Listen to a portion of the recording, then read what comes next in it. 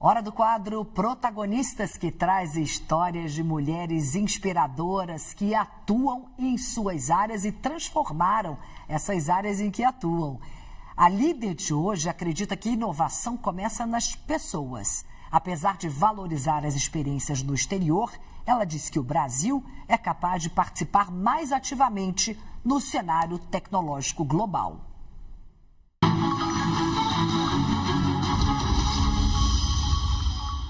A protagonista de hoje é Gláucia Guarcello, CEO da HSM, da Singularity Brasil e do Learning Village.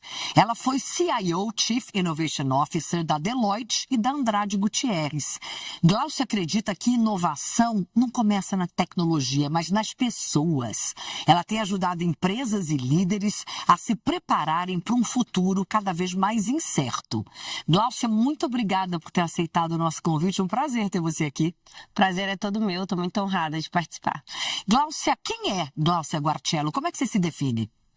Eu sou uma mineira de Belo Horizonte. Sempre fui uma garota muito curiosa. Eu sou uma pessoa muito curiosa e que, através do estudo e do trabalho, consegui alcançar espaços e alcançar oportunidades que eu nunca imaginei que eu pudesse alcançar. Sou mãe da Manuela, uma garota de 5 anos, sou esposa do Cláudio, um italiano que mora aqui no Brasil já há cerca de 9 anos. E estou aí sempre tentando conciliar todos esses pratos de mãe, executiva, aluna, né, todos esses papéis ao mesmo tempo. Como é que você consegue? Porque eu sei que você viaja muito ainda por cima. Eu viajo muito a trabalho. Eu acho que todo mundo que tenta conciliar maternidade com carreira tem que ter uma rede de apoio. Né? E eu tenho essa rede de apoio através do meu marido, também tenho pessoas que me ajudam para que eu possa aí encaixar essa rotina executiva com a participação, ter tempo de qualidade com a minha filha também, mas é sempre o coração apertado de estar deixando em casa, o coração apertado de estar trabalhando, mas você vai achando ali um meio termo. Você, como eu disse aqui na abertura, você sempre diz que inovação tem muito mais a ver com pessoas do que com tecnologia. Por que isso? E em que momento você se deu conta disso? Eu acho que é porque a tecnologia, ela é sempre meio, né? Ela nunca é o fim. É o caso de uso que a gente define para a tecnologia que vai falar o valor que ela vai trazer. Se vai ser um valor incremental ou se vai ser um valor super transformacional. Mas se não existe uma tese clara, se não existe um propósito claro, se não existe na aplicação uma teoria muito clara de onde eu quero usar a tecnologia para criar valor, ela não consegue, de fato, entregar esse valor. E, no final, quem cria tudo isso são os seres humanos. Se eu não tiver uma liderança que é capaz de entender de propósito, que é capaz de fazer as perguntas corretas, uma vez que a tecnologia ela é um meio para utilizar essas perguntas, que é capaz de filosofar entre todas essas coisas e entender o que faz sentido, o que não faz mais sentido, o que eu vou experimentar. Por isso que, no final, sempre é sobre pessoas.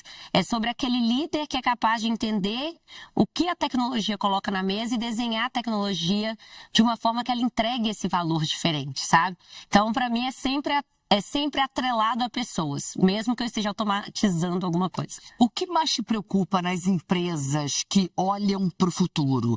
Quais são os principais erros que você vê nas empresas brasileiras? Eu acho que um dos principais erros de olhar para o futuro é imaginar que o futuro necessariamente é uma progressão do que foi o passado. Então, a grande maioria das empresas ainda opera olhando os dados históricos do passado e projetando eles para o futuro como se o futuro fosse necessariamente apenas uma melhoria incremental do meu passado. Só que, principalmente por causa de tanta tecnologia, tanta mudança, tanta transformação que a gente vê no mercado, numa velocidade muito diferente do que a gente tinha antes, o futuro até pode ser uma melhoria incremental do passado, mas existem vários outros futuros que esse projetar linearmente não alcança. Então, a gente fala muito sobre olhar para o futuro numa perspectiva de outras possibilidades de mudanças que são paradigmas completamente diferentes do meu passado e não apenas como uma melhoria incremental do passado. As empresas são viciadas em projeção de resultado futuro, apenas melhorando o índice histórico. Eu vou reduzir o custo, eu vou melhorar a receita, eu vou conseguir uma margem melhor. Mas poucas estão olhando o que pode substituir o que eu faço, o que pode mudar a necessidade daquilo que eu faço? O que pode, de comportamentos da sociedade, de mudanças geopolíticas, de mudanças econômicas, tirar a necessidade do que eu faço, eventualmente? Então, não é apenas sobre como eu posso fazer melhor o que eu sempre fiz. É também sobre olhar para o ambiente externo e entender quais são oportunidades e ameaças que eu não estou navegando hoje, mas que elas são atrativas e que elas são futuros alternativos, né?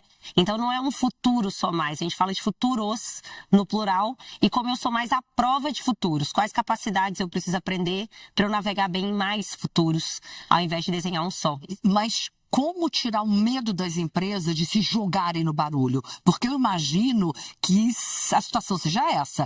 Eu não vou olhar para o barulho, eu não vou me jogar no barulho exatamente porque é muito arriscado. Eu acho que parte do pressuposto de você entender que qualquer produto ou serviço, ele tem um ciclo de vida, né? Ele começa a cair. E o custo de oportunidade, quando o barulho é alto, ele é muito maior. Então, não é você atirar para todo lado porque você quer experimentar tudo, mas é você que entender que nenhum produto ou serviço tem viabilidade econômica ad eterno. E uma vez que você entende isso como uma realidade, ter fontes alternativas de receita não é mais opcional. E no mundo de tecnologias exponenciais, isso fica muito mais relevante e muito maior.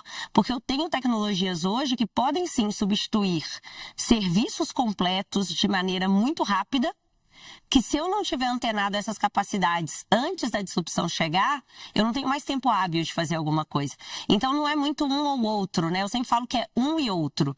Não é você abandonar o seu core, ou você deixar de fazer o seu forecast, ou você deixar de olhar para a projeção financeira.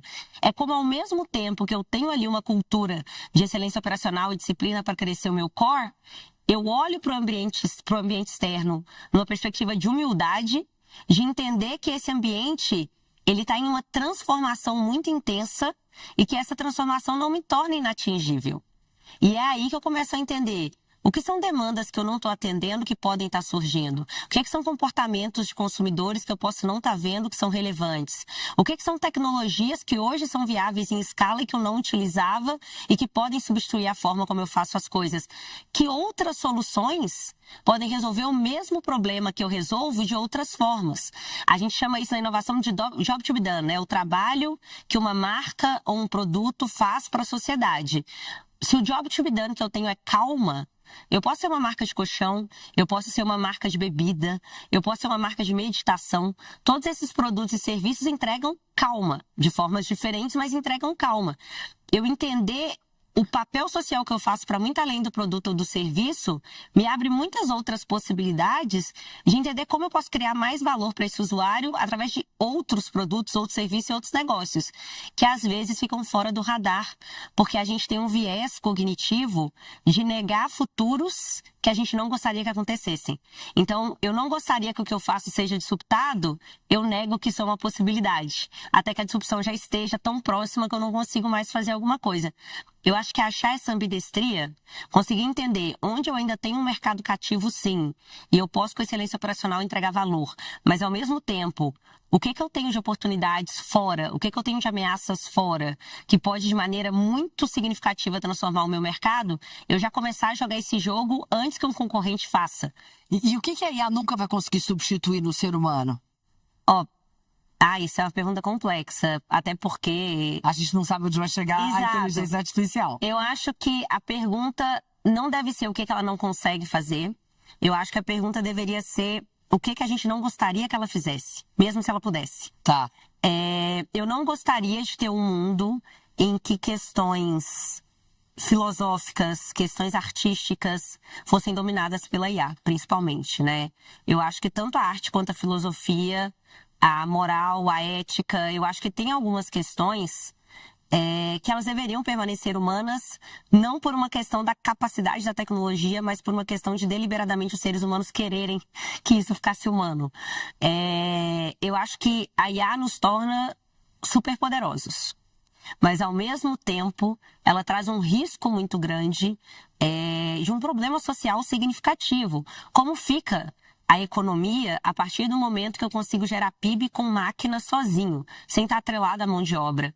Porque a equação econômica ela se fecha quando o mercado consumidor também consegue voltar.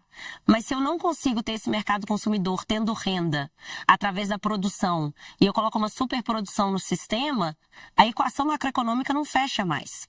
Então a gente entender que a forma como a gente olha para a economia não foi desenhada para a inteligência artificial em escala, é importante até para a gente entender o que a gente tem que regular e não regular. O que a gente precisa de uma política pública para ajudar o que a gente não precisa. O que a gente precisa que as empresas tenham como guideline uma vez que a gente vai utilizar a inteligência artificial. Eu acho que essa parte coletiva da IA, ela hoje é a maior dor que a gente tem.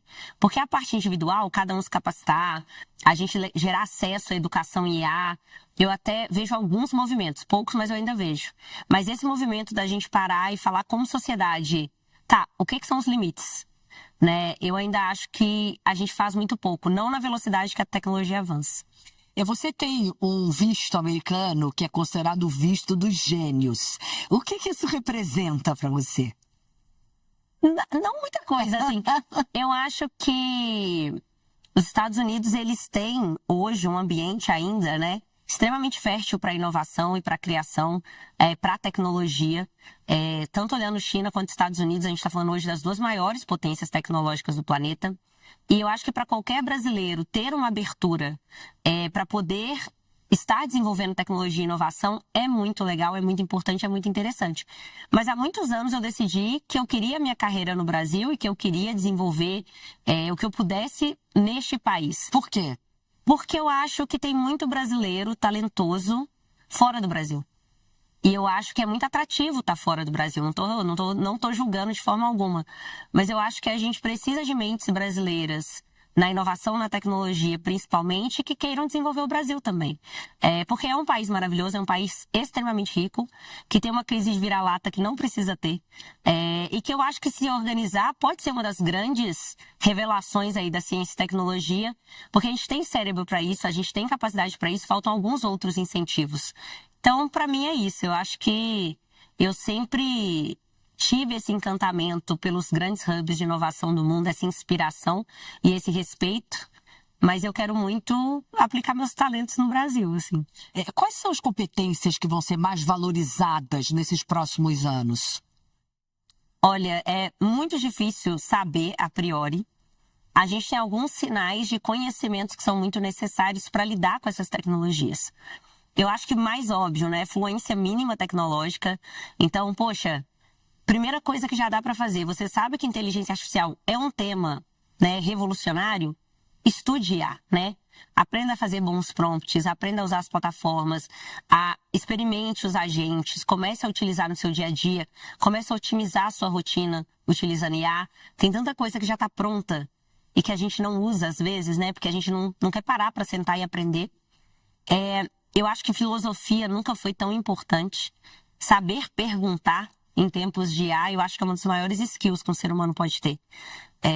Porque boas perguntas geram boas respostas da máquina, né?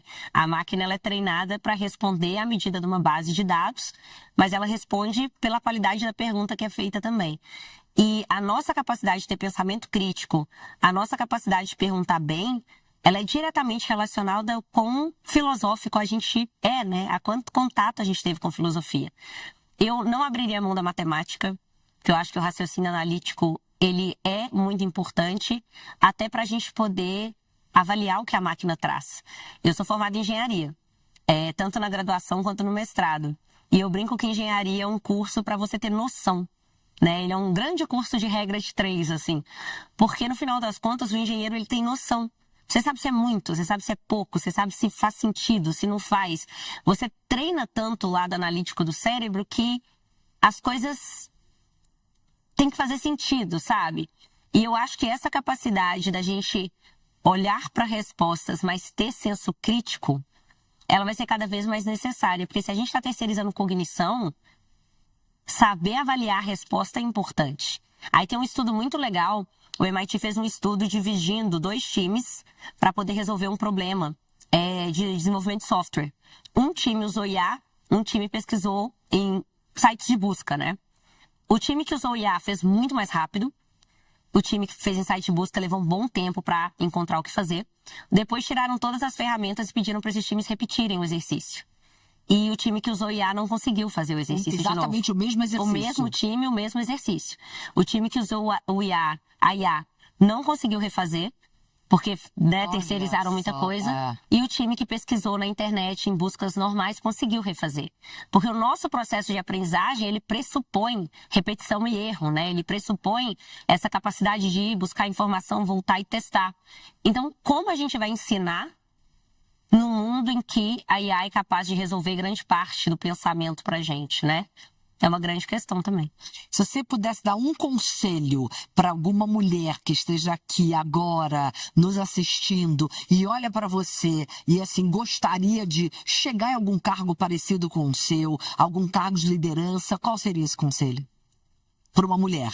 Para uma mulher, eu acho que não ter medo de focar no seu desenvolvimento.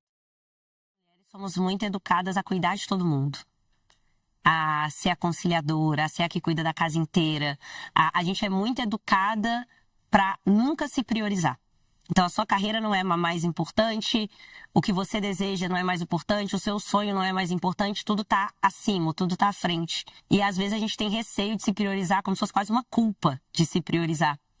Mas, no momento que a gente entende que a gente está realizada também nos torna um ser humano importante e relevante para fora, porque essa autorrealização, ela acaba sendo transferida, né, para os seus filhos, para o seu marido, né, ou para a sua esposa, mas isso transcende e você acaba ali, né, quanto mais autêntico você é, eu acho que mais você consegue gerar de fato a felicidade coletiva, né? Quanto mais você se invalida, menos aquilo flui.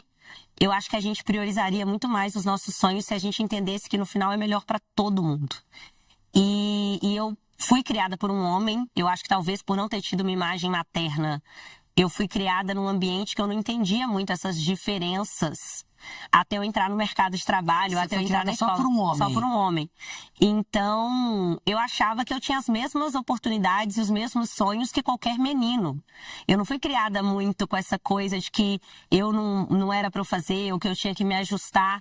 E eu só fui entender essas diferenças quando eu cheguei na universidade, quando eu cheguei no mercado de trabalho. Isso, de certa forma, te ajudou, na sua opinião? Muito, porque eu nunca me senti culpada de priorizar os meus sonhos. Eu nunca me senti culpada de correr atrás dos meus sonhos. Eu nunca senti que, de alguma forma, o fato de eu ser uma pessoa ambiciosa era errado.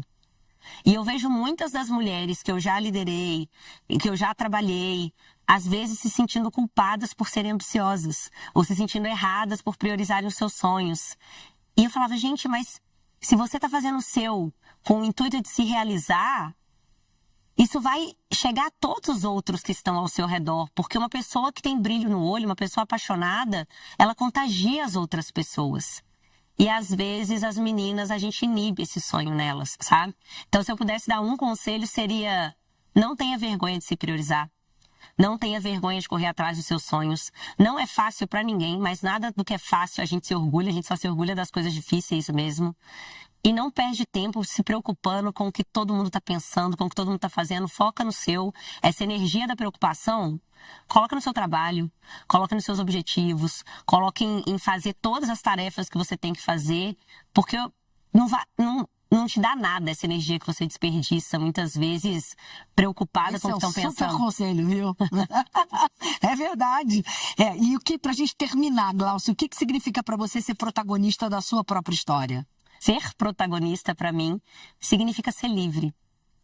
Eu falo muito de autenticidade. Eu acho que a partir do momento que você tem liberdade de escolhas, você está sendo protagonista da sua vida. Porque uma vida em que você não tem escolha é uma vida que você você fica limitado, você vira coadjuvante da vida de outras pessoas, né? E você não, eu brinco com todo mundo, eu falo, você não é uma árvore, levanta e anda. Se tá te incomodando, levanta e anda.